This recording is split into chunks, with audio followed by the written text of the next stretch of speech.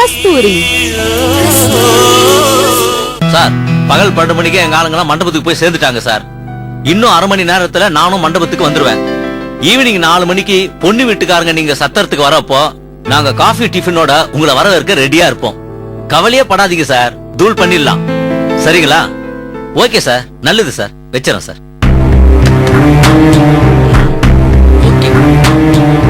அட, இங்கதான் இருக்கீங்களா?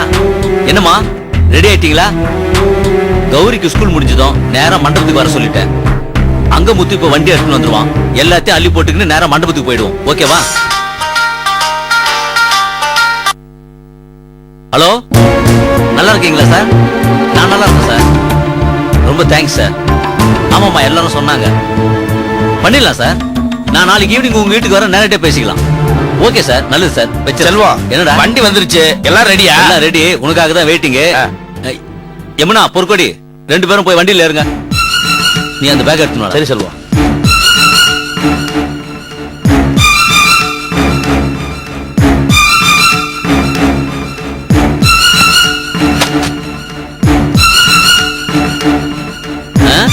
என்ன மரமாட்டம் அசையாம அப்படியே நிக்கிறீங்க? டைம் ஆகுதுல, வாங்க போலாம். நான் இந்த கல்யாணத்துக்கு வேலை செய்ய வரல, நானும் வரல. உங்களை மன்னிப்பு கேட்க சொன்னால அந்த கல்யாண பொண்ணு. அப்படிப்பட்டவ கல்யாணத்துக்கு நான் எதுக்கு வரணும்? அங்க வந்து எதுக்கு வேலை செய்யணும்? அந்த ராட்சசி முகத்துல முழிக்கிறதுக்கு எனக்கு விருப்பமே இல்ல. இப்படி மனசு பூரா வெறுப்பு வச்சுக்கிட்டு பந்தி பரிமாறினா அது சரி வராதுனா நாங்க வரல. இதான் உங்க முடிவா? ஆமா, நான் இந்த கான்ட்ராக்ட கேன்சல் பண்ணுன்னு சொன்னேன். நீ முடியாதுன்னு மறுத்துட்ட. அதனால தாராளமா நீ போ. உனக்கு துணையா உன் ஆளுங்க, உன் ஃப்ரெண்ட்ஸுங்க எல்லாம் இருக்காங்கல்ல, அவங்கள வச்சு வேலை பண்ணிக்கோ. இந்த கல்யாணத்துக்கு நாங்க வரமாட்டோம். சரிமா, நீங்க வரவானா, நான் போறேன். மோக, ரவி, பரம, சுப்பு, அங்க முத்து, இவங்க போதும். எனக்கு ஒரு குறையும் இல்லாம நடத்த முடியும்.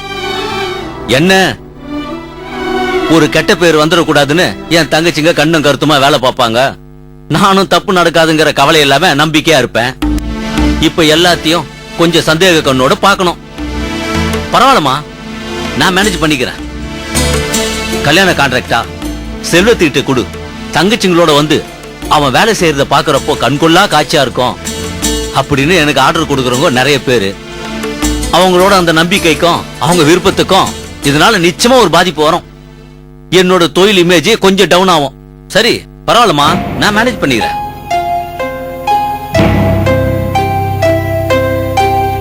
ஆனா இத்தனை வருஷத்துல எந்த ஒரு கல்யாணமும் நீங்க இல்லாம நடக்கல.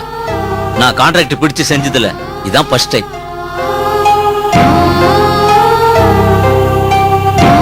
நீங்க பக்கத்துல இல்லாம கை உடைஞ்ச மாதிரி இருக்கும்.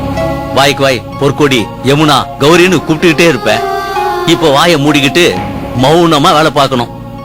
சரிமா, நான் மேனேஜ் பண்ணிக்கிறேன். நான் மேனேஜ் பண்ணிக்கிறேன்.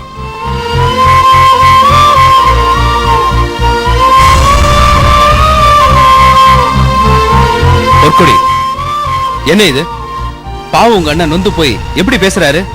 இன்னும் உங்க 2 பேர் மனசு இலகல? அப்படி என்ன வைராகியம் உங்களுக்கு? உங்களுக்கு முக்கியம் உங்க அண்ணனா, எவ்வளவு ஒருத்தி அந்த கல்யாண பொண்ணா? அவளை உங்களுக்கு பிடிக்கல, அதுக்காக உங்க அண்ணனுக்கு உதவி செய்யாம அவருக்கு கஷ்டம் தர்றது என்ன நியாயம்? செல்வம், கவலைப்படாதீங்க, நான் உங்க கூட வரேன். கல்யாணம் முடியற வரைக்கும் உங்க பக்கத்திலே இருந்து நான் உங்களுக்கு உதவி செய்யறேன். கிளம்புங்க. ரொம்ப தேங்க்ஸ் கணேஷ்.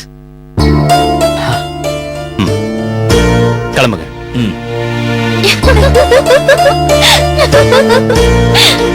என்னன்னா அங்கே நின்னுட்டீங்க? கல்யாணத்துக்கு டைம் ஆகுதுல்ல, வாங்க. சரி கணேஷ், நாங்க கிளம்புறோம். வாங்க போறோம். கிளம்புங்க.